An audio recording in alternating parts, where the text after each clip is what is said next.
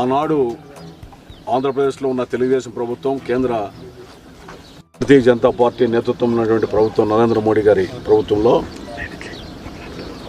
Solid waste management కింద దేశవ్యాప్తంగా ఈ డంప్ యార్డ్ల మీద, ఈ సాలిడ్ వేస్ట్ మేనేజ్మెంట్ మీద ఒక నిర్ణయం తీసుకొని దీనికి వీలైనంత మేర బయో మైనింగ్ ద్వారా స్వచ్ఛాంధ్రప్రదేశ్ లాంటి కార్పొరేషన్లు ఆంధ్రప్రదేశ్లో ఆ రోజు ఏర్పాటు చేస్తే సిఎల్ వెంకట్రావు అనే స్వచ్ఛాంధ్రప్రదేశ్ కార్పొరేషన్ చైర్మన్ని 2-3 పర్యాయాలు ఆనాటి కమిషనర్ మూర్తి గారు ఉండే ఒక హిందూ దినపత్రికలో ఒక ఆర్టికల్ వస్తే బయో మైనింగ్ కింద చెన్నైలోనూ ఇతరత ప్రాంతాల్లో చేశారంటే అధ్యయనం చేయమని చెప్పి మాట్లాడి ఆయన పిలిపించి పలు దఫాల చర్చలు చేసి ఈ బయో మైనింగ్ ద్వారా ఈ యొక్క కంపోస్ట్ యార్డ్ని తరలించాలి అనేటువంటి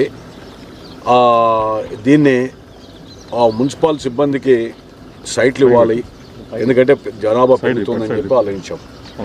గత శాసనసభలో కూడా అనేక సందర్భాల్లో ఆనాటి మున్సిపల్ మంత్రి నారాయణ గారి మీద, ప్రభుత్వం మీద ఈ డంప్ యార్డ్లు ఊరు పుట్టమునుపు వచ్చినటువంటి ఈ డంప్ యార్డ్ల వల్ల అనర్థాలు వస్తున్నాయి, అనారోగ్యానికి గురవుతా ఉన్నారు, వాతావరణం కాలుష్యం అవుతూ ఉంది, ఇది దయచేసి చేయండి అని చెప్పి అడగడం వలన వివిధ రకాలుగా ఆ రోజు ప్రయోగాలు చేయడానికి ప్రయత్నాలు చేయడం జరిగింది. వెంటనే ఎన్నికలు వచ్చాయి. ఎన్నికల తర్వాత ఈ కార్యక్రమానికి ఒక మరి అర్ధాంతరంగా ఆగిపోయే పరిస్థితి వచ్చింది. మరి శాసనసభ్యులు వెంకటరామరెడ్డి గారు ఎమ్మెల్యే అయితేనే 3 మాసాల్లో డంప్ యార్డ్ తరలిస్తా, 6 నెలల్లో అండర్ గ్రౌండ్ డ్రైనేజ్ చేస్తా అన్నాడు.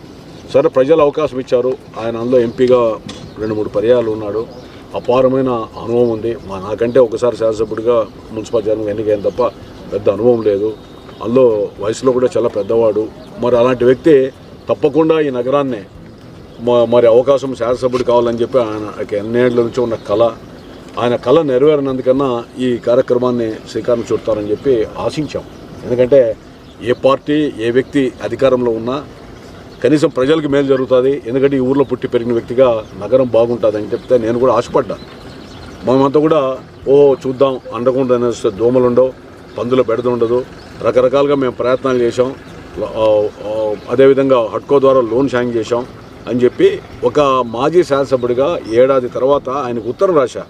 అండర్ గ్రౌండ్ డ్రైనేజ్ ఈ విధంగా ఉంది, ఈ ఫైల్ ఈ విధంగా ఉంది, దయచేసి మీరు పెద్దిరెడ్డి రామచంద్రరెడ్డి గారు జిల్లా మంత్రి, మీ బంధువు ముఖ్యమంత్రి జగన్మోహన్ రెడ్డి గారు ఉన్నారు, మరి వెంటనే ఇదొక్కటి ఒకరోజు క్యాబినెట్లో పెట్టించని చెప్పి పదే అభ్యర్థించాను ఆయన పత్రికా విలేకరుల ద్వారా.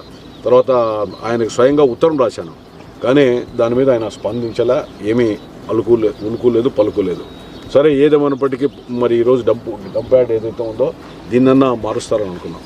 కానీ మొన్న అగ్నికి హౌతవుతూ ఉంటే మొత్తం ఈ దుర్గంధపూరిత వాతావరణంలో ఈ కాలుష్యం అంతా ఏర్పడితే ఇప్పటికి కూడా మేము ఇంత దూరంలో ఉన్నా కూడా మనంతా కూడా పొగ వల్ల అసలు ఊపిరాడనటువంటి పరిస్థితి. మనం పైకి వెళ్తే మీరు కూడా అందరూ కూడా మనమంతా కూడా అక్కడి నుంచి పారిపోవాల్సిన పరిస్థితి వచ్చింది. వెంటనే అంటే శ్వాసకు కూడా సమస్య వస్తుంది అనేటువంటి దీంట్లో అనేక వ్యర్థ పదార్థాలు ఇవన్నీ కాలడం వల్ల ఒక విధమైనటువంటి వాసనతో కూడినటువంటి పొగ. మరి ఎమ్మెల్యే గారు పైకి వచ్చి ఎప్పుడన్నా ఒకసారి చూడండి, మీరు అధికారులు కూడా కలెక్టర్ గారితో సహా అందరూ కూడా వచ్చి ఒకసారి పైన ఒక 5 నిమిషాలు ఉండండి. అగ్గిబడి 3-4 రోజులు అవుతుంది, ఇప్పటికీ ఇంకా దగ్ధం అవుతా చుట్టుపక్కల ఉంటే ఈ చుట్టుపక్కల ఉన్న వాళ్ళంతా కూడా ఎట్లా కాపురాలు ఉంటారు? ఈ అంటు రోగాలకేనో ఇతరత్ర శ్వాసకోశ సంబంధమైనటువంటి రోగాలు రావా, జబ్బులు రావా? ఇది లక్షలాది మంది ప్రజలకు సంబంధించిన సమస్య కదా. చుట్టూ పరిసర ప్రాంతాల్లో ఉన్నటువంటి పొలాలు, అనంతపురం నగరానికి వచ్చేటువంటి ఈ యొక్క కాలుష్యం. సో ఈ విధంగా జరిగేటువంటి సందర్భంలో నేను ఇప్పుడు దీని మీద ఇంతవరకు చర్యలు తీసుకోవాలా. ఒకటి ఆలోచించాం, 26 కోట్ల రూపాయలని వీళ్ళు స్వచ్ఛంద కార్పొరేషన్ ద్వారా, అదేవిధంగా మున్సిపల్ నగరపాలక సంస్థ ద్వారా, కేంద్ర ప్రభుత్వ ఆకాంక్షల మేరకు, ఆనాటి వాళ్ళు ఇచ్చినటువంటి సూచనల మేరకు, నిబంధనల మేరకు మరి మేము ఈ విధంగా చేసామంటే 26 కోట్ల రూపాయలని ఒక కాంట్రాక్టర్ ద్వారా ఈ యొక్క బయో మైనింగ్ చేసామని చెప్పి డబ్బులు డ్రా చేసుకున్నారు. టెండర్ పిలిచారు, దాంట్లో దాదాపు 20 కోట్లు డ్రా చేశారంటున్నారు. ఇప్పుడే అడిగాను అదే సిబ్బంది, అయితే బయో మైనింగ్ చేసే పరికరాలు ఏవి కనపడలేదండి. ఇది దీంట్లో పెద్ద కుంభకోణం జరిగింది. ఎందుకంటే కంపోస్ట్ యార్డ్ గుట్టలుగా ఎక్కడా తరగల. కానీ ఈ అగ్గిబెడ్డాన్ని కూడా ఏమన్నా రాజకీయ కోణంలోనో లేదా కాంట్రాక్టర్లో ఏమైనా పరోక్షంగా సంకేతాలు ఇచ్చారా? ఎందుకంటే ఒకప్పుడు మున్సిపాలిటీ కార్యాలయంలో కొన్ని దశాబ్దాల కిందట అగ్గి పెట్టేవాళ్ళు ఫైళ్ళన్నీ కూడా కాల్ చేయడానికి. మరి అదే కోవలో కూడా దీన్ని బయో మైనింగ్ చేయలేని పరిస్థితిలో కనీసం కొంత కంపోస్టు తగ్గుతుంది ఈ చెత్త అంతా అగ్గి వేయడం వల్ల. తర్వాత దాని యొక్క మోతాదు తగ్గితే ఇది మేము చేసామని చెప్పుకోవడానికే ఏదో పెద్ద మతలబు ఉంది. దీని మీద రేపు ప్రభుత్వం వచ్చింది. ఈరోజే మరి ప్రభుత్వాన్ని కూడా డిమాండ్ చేస్తున్నా, ఈ 26 కోట్ల రూపాయల యొక్క కంపోస్ట్ యార్డ్ కుంభకోణం మీద దర్యాప్తు జరగాలి. దీని వెనక ఎవరున్నారో దీని మీద విచారణ జరగాలి. అసలు ఇది ఒక పెద్ద భారీ కుంభకోణంగా భావిస్తున్నాం. ఎందుకంటే ఇది ప్రభుత్వ నిధులు, ప్రజలు కట్టేటువంటి పన్నుల ద్వారా వచ్చే నిధులు. వీటి మీద మీరు చర్య తీసుకొని దీని మీద ఒక మంచి నిజాయితీ కలిగిన అధికారులతో మీరు దీని మీద ఎంక్వైరీ చేయాలని చెప్పి నేను డిమాండ్ చేస్తున్నా.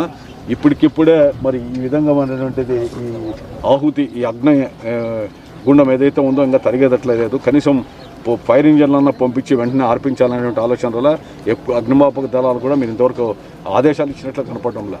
అంటే ఈ విధంగా ఈ చుట్టూ ఉన్నటువంటి ఈ యొక్క ఫ్యాక్టరీలు, తర్వాత చుట్టూ ఉన్నటువంటి గోడౌన్లు, ప్రజలు, రాజీవ్ కాలనీ ఇతరత్ర ఉన్నటువంటి గ్రామ ప్రజలు, నగర ప్రజలు, పాతూరు అంతా కూడా ఈ దుర్గంధపూరిత వాతావరణంలోనూ ఈ కాలుష్యంలోనూ మరి అనారోగ్యానికి గురి కావాల్సిందేనా? ఒకసారి మానవతా దృక్పథంతో ఆలోచించారని చెప్పి కూడా నేను ఈ ప్రభుత్వాన్ని నేను డిమాండ్ చేస్తున్నా, వాళ్ళకి అభ్యర్థిస్తున్నా. దయచేసి దీని మీద రాగద్వేషాలకు అతీతంగా వెంటనే అగ్నిమాపక సిబ్బందిని అలర్ట్ చేసైనా దీన్ని మంటలార్పండి. అదేవిధంగా ఈ యొక్క పొగ తగ్గించండి. అక్కడ పోయి లేదా మీకు ప్రాక్టికల్గా మేము ఏదో దీన్ని కూడా రాజకీయంలో చేస్తున్నామంటే మీరు వెళ్ళి 10 నిమిషాలు కాదు 5 నిమిషాలు టైం పెట్టుకొని పైన మాస్క్ లేకుండా, మాస్క్తో సహా అయినా సరే ఆ గుట్ట మీద మీరు ఉన్నారంటే నిజంగానే మేము ఇచ్చినటువంటి ఈ ఆరోపణ తప్పని చెప్పి నేను ప్రజలకు క్షమాపణ చెప్తా. వెంటనే దీని మీద మీరు మరి ప్రజాప్రతినిధులు కానీ ఉన్నతాధికారులు కానీ రాండి, చూడండి. ఈ విధమైనటువంటి పరిస్థితి రావడం బాధాకరం. దీని మీద ఈ పెద్ద స్కామ్ ఇది. దీని మీద తప్పకుండా రేపు మీరు చర్యలు తీసుకోకపోయినా రేపు ప్రభుత్వం వస్తానే ఆ నయా పైసాతో సహా ఆ డబ్బులు రాబడతాం. ఎక్కడ ఏం జరిగిందో దీని మీద ఎంక్వైరీ చేస్తాం. ప్రజల డబ్బుల్ని ప్రజలకే ఖర్చు చేస్తాం. రైట్.